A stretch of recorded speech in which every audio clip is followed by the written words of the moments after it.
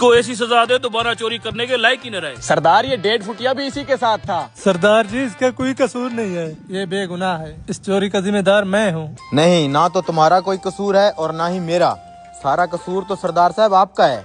क्या बकवास कर रहे हो? दूध तुम दोनों ने चोरी किया है, कसूर मेरा कैसे हो गया? जी बिल्कुल आपका ही कसूर है। मैं तो इनको जानता तक नहीं, लेकिन सुबह जब मैं इनके घर के आगे से गुजर रहा था। अम्मा जी मेरी इज्जत गवारा नहीं करती जाके किसी के आगे हाथ फैलाऊं।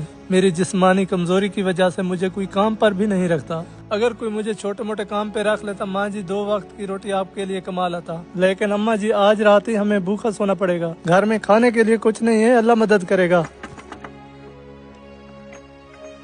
मैंने तुम्हारी सारी बातें सुन ली हैं।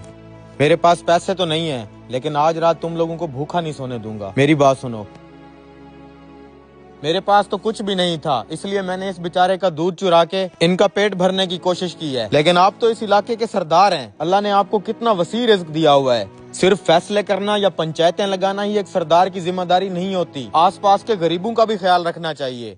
यहाँ तो आपके कुत्ते भी शाम से दूध पी के सोते हैं, और आपके ही इलाके में ये इंसान भूख से मर रहे थे। सफेद पोश हैं, इसलिए आपसे भीख मांगने नहीं आए। लेकिन एक बात याद रखिएगा, अल्लाह पाक हमसायों के हकूक के बारे में जरूर हम सबसे सवाल करेंगे।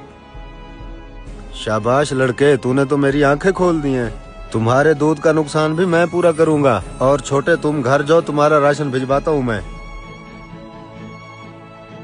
शुक्र है मालिक, तूने मुझे इस काबिल बनाया।